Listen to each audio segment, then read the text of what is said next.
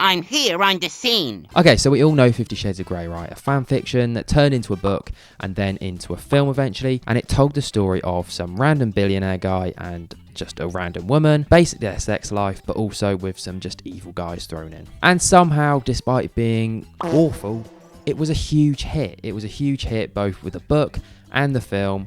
I have no idea why. I think people, they're just horny, right? And whenever anything does well, there's people that try and copy it. And for films, that's no different. And there's actually a whole genre of this, and they're called mockbusters. And there's one company in particular that are very well known for this, and that is, you may have heard of them, The Asylum. And they have blessed the world with some incredible films such as Titanic 2, Sunday School Musical, Jurassic World, and Transmorphers. But why have I chosen to take a look at their ripoff of 50 Shades of Grey and not their other films? Well, their other films are still funny, but what those films all have are, they're usually copies of reputable films, right? Films that have done both well at the box office, but also quite well critically. However, 50 Shades of Grey, yes, it did well at the box office, but it was not well received critically, the film anyway. And if you've ever seen it, you'll know it's pretty awful, right? It's not a good film. So when I saw there was a rip-off of a film that's already not very good, think about how insane a low-budget version of this is going to be. And before we get into actually watching it, I, of course, have actually watched it a couple of times before making this. And let me tell you, I was not wrong. This film is utterly insane. You are going to have to stick to the end for this one, because I can't even put into words how weird this is, right? The last film we looked at, Birdemic, you might have heard of it. If you haven't seen the video, check it out. That was insane, right? It was funny, but this takes it to a whole new level. So strap yourself in.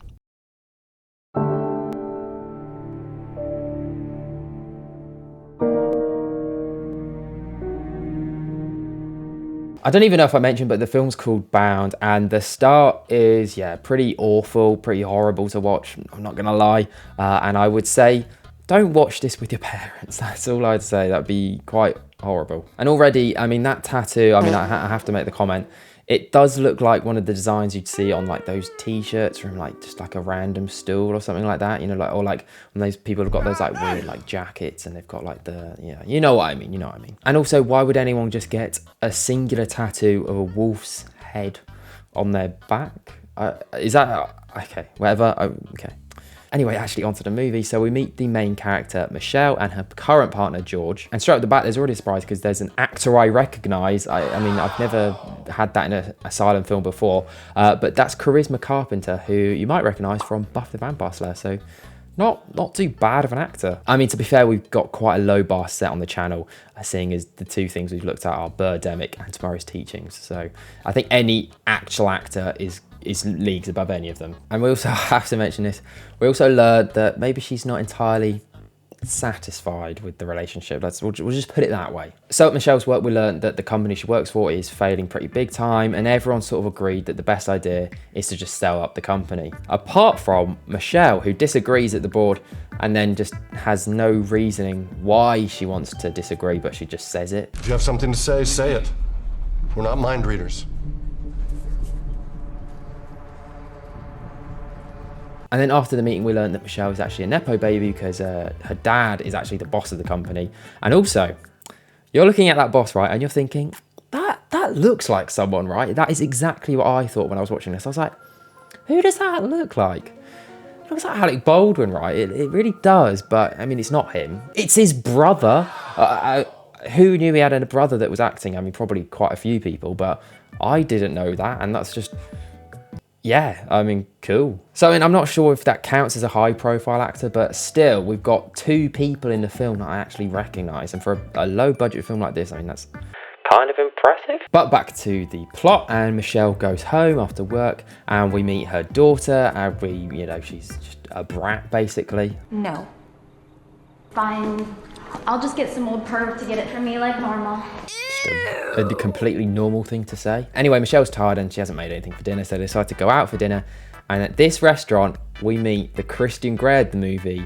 And of course, instead of Grey as his last name, it's Black. He's called Ryan Black. So Ryan and Michelle are making eye contact like the whole time across the bar. They're just like staring at each other. And then the woman that Ryan is actually with, she leaves in a strop. And then Ryan is just there on his own. And so what does he do? He just stares at Michelle the entire time. And Michelle clearly is uncomfortable from this, because then she decides, actually, we're just gonna go home now. That's how uncomfortable she clearly felt. So she just went home in the middle of their meal. I mean, I don't know why the daughter didn't say anything. Like, could you imagine just being out with your mum and she's just like, yeah, let's just go. I'm not gonna pay, because they don't pay and they just walk out. Anyway, Michelle does realize this, and as soon as they get home, she's like, okay, I need to go back and pay. You know, she's a good person. And her journey over there, like the montage for it is incredibly like the "You Wouldn't Steal a Car" advert. You know the one I mean.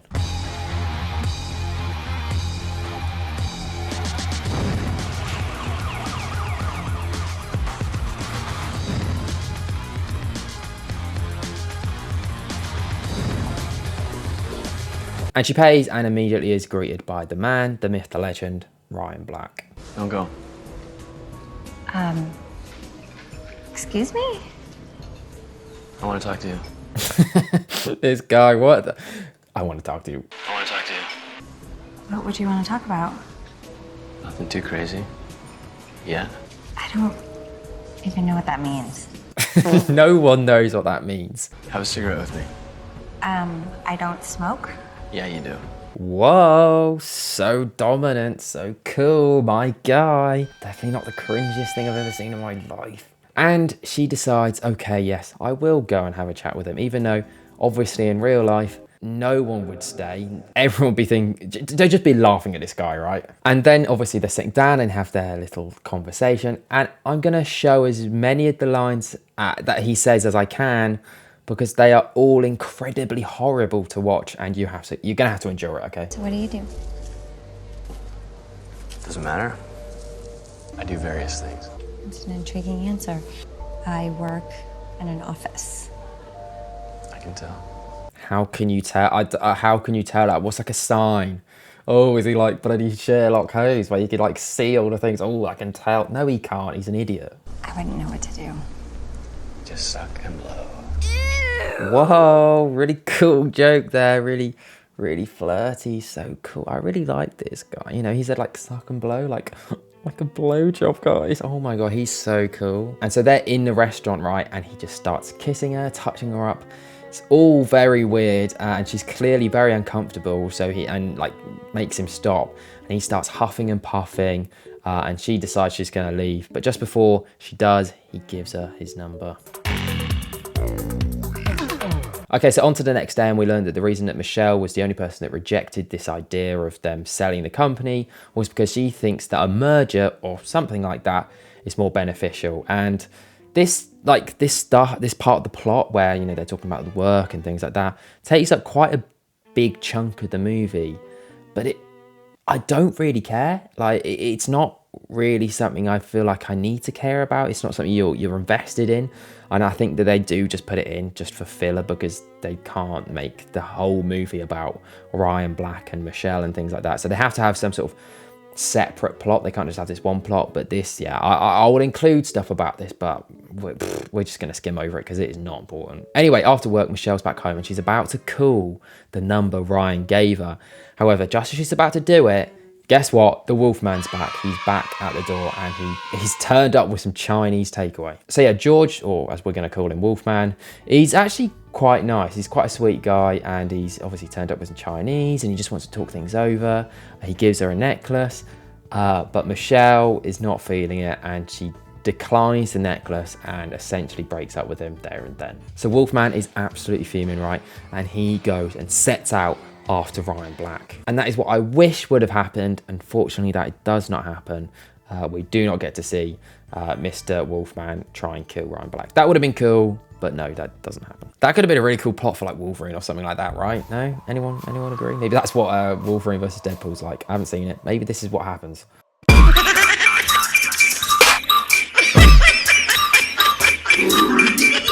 Anyway, Michelle is back at work now, and for this merger that she wants to happen to work, she needs to set up a meeting with the person from the other company. And she's been calling them all day, but she hasn't got any response yet.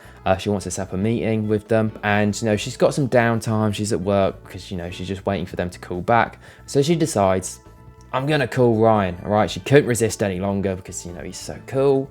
And she's just about to call him, and as she does, guess what?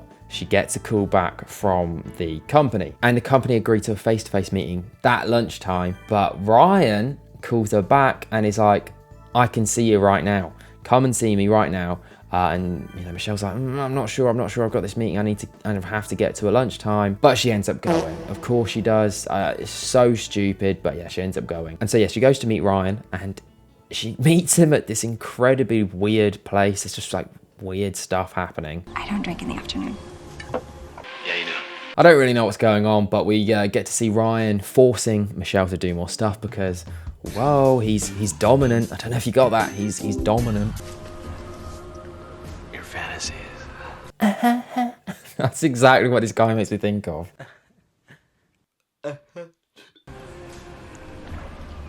What makes you wet? This guy is disgusting. He is just literally a teenager. And then Ryan and Michelle decide, oh, we aren't having actually that much fun at this party, so we're going to get out of here. And then they go on the longest car drive ever, seemingly, because they leave and it's clearly like lunchtime or whatever, because it was before the meeting. And by the time they get to the place they're going, it's nighttime. So you're probably thinking, where did they go? Maybe Ryan lives quite far away and they went back to his place. No, they went back to her office, but just after it's closed. Okay. And for the following sequence of events, you're gonna have to brace yourself, because these are crazy. So they start kissing, and then Ryan asks her to do the incredible normal thing of taking him to her dad's office. And then he says this. You just love your daddy. What on earth is that supposed to imply?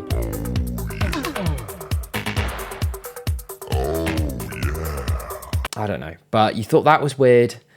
He then says this. I bet your clit's hard sitting in your father's chair. Oh my God, bro. Hell no, man. What the fuck, man? Why did she smile at that as well? Why would you... Someone said that to me. Okay with that. I'm not going to go there. What about the first time you touched yourself? Okay, weird thing to ask, but okay, we'll go along with it. And then she describes what happened when she was a child, and he is just like, oh yeah. Anyway, eventually they stop talking about children, and then they get on to, getting it on. And then afterwards, Ryan gives her a random pair of underwear to put on, and Michelle's obviously like, no, I mean, that's just a weird thing to do. Why are you giving me this random pair? I don't know where they're from. But he's like, you need to stop saying no. Yeah, that's not right. Don't do that. And then he says that she needs to stop questioning him, and she needs some more training tomorrow. Michelle says, I can't, I've got some fundraising event I've got to go to. And Ryan invites himself along and says this. I'm your father. I'm your master, your husband, and your God. I'm your daddy.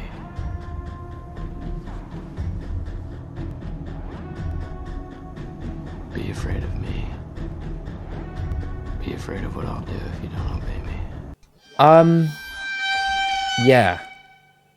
That's insane and not right. Don't do that. Oh my God, we needed Wolfman. We needed him to we needed him to go insane and come and put this Ryan in his place. But unfortunately, Wolfman does not come to the rescue, and they continue the night by Ryan taking her to some weird sex place where there's just like a random old man standing there in the corner. And then they go on to, I'm presuming, his place where he's got his playroom. I think that's something that happens in 50 Shades of Grey as well.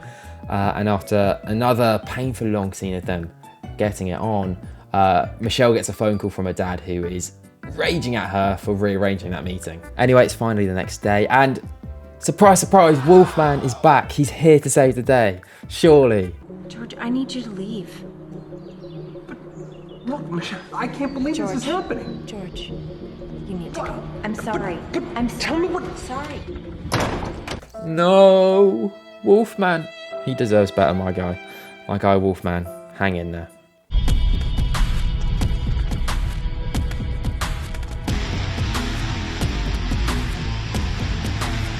Oh, he's cool. He's cool. Anyway, Ryan picks up Michelle en route to the charity event and he's bought her a present. But seeing as he is the horniest person in the world, it's of course a remote controlled vibrator which he tells her to put in her pants. I mean, that seems pretty uncomfortable to me, but she agrees to it because I don't know. But they go to the charity event and Alec Baldwin's brother is doing a speech about his dad dying. And this is of course the perfect opportunity for Mr. Black to use the vibrator because that's a perfectly normal thing to do. Relax. That is why I ask you, my friends. And this is incredibly weird because her dad is just staring right at her as this is happening. But I guess, you know, obviously we did see that the pair of them clearly have a thing for her dad for some reason. You just love your daddy. But of course, Mr. Horny isn't done yet. So he takes her into a bathroom and they just get it on and he leaves her with lipstick all over her face and he just thinks, yeah, that's fine. And they're spotted coming out of the bathroom together. Hi. Were you two in the bathroom together? Oh, and guess what? The person she was supposed to have the meeting with is also right there. And Mr. Horny, of course, is just horrible. And you are? None of your fucking business.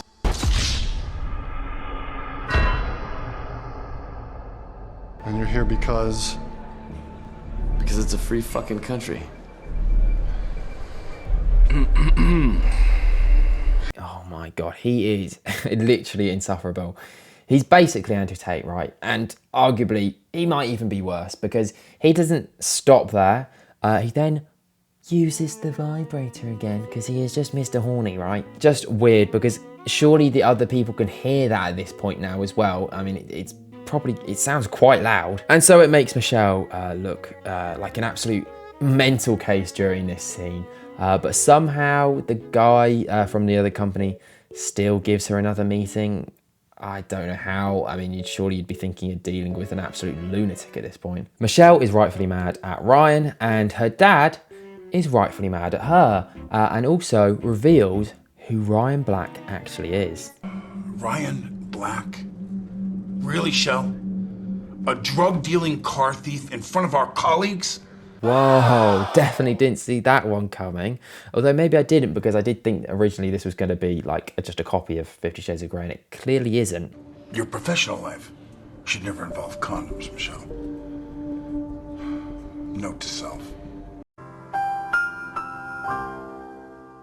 But for some reason, the dad still gives her another chance to make things work. And that got me thinking, right, maybe that's why this company is failing so bad, because they are incredibly unruthless. And the next shots we see probably also show why this company is so bad. This is a bit of a stretch, but here's the computers they use, right? And being a little bit nerdy, I can tell that they're 2008 or 2007 iMacs.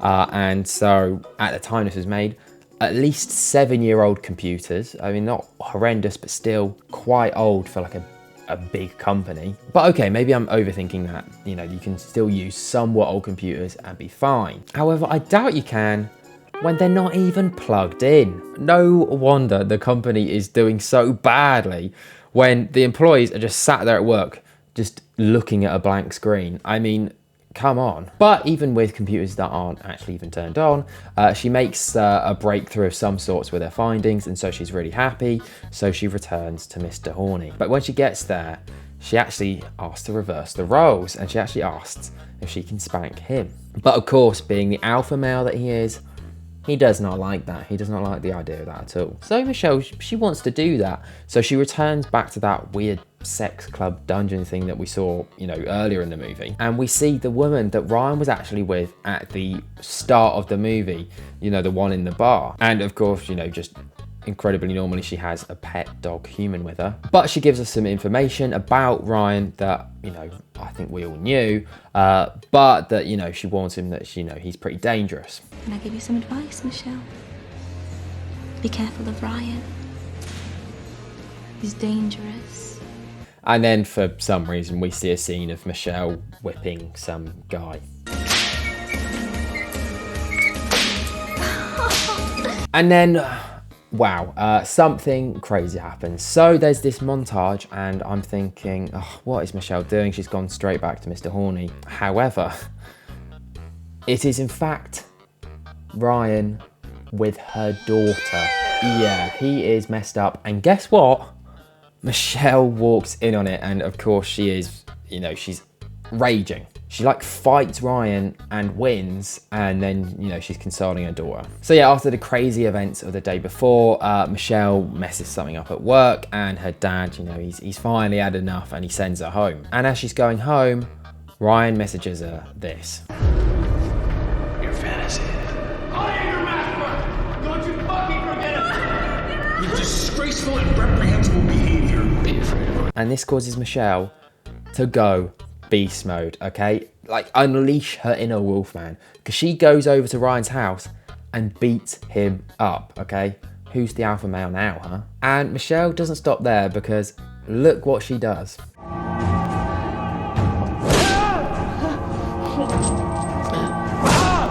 And she says she's doing this instead of going to the police because apparently she's found out, she's done some research, that Ryan's actually been in prison before, but actually managed to wiggle his way out of it. And if you're wondering why he'd be going to prison, it would be because actually Michelle's daughter is underage. Which of course doesn't surprise us when we actually take a look back to what he was asking her about when she was a child and his reaction to it.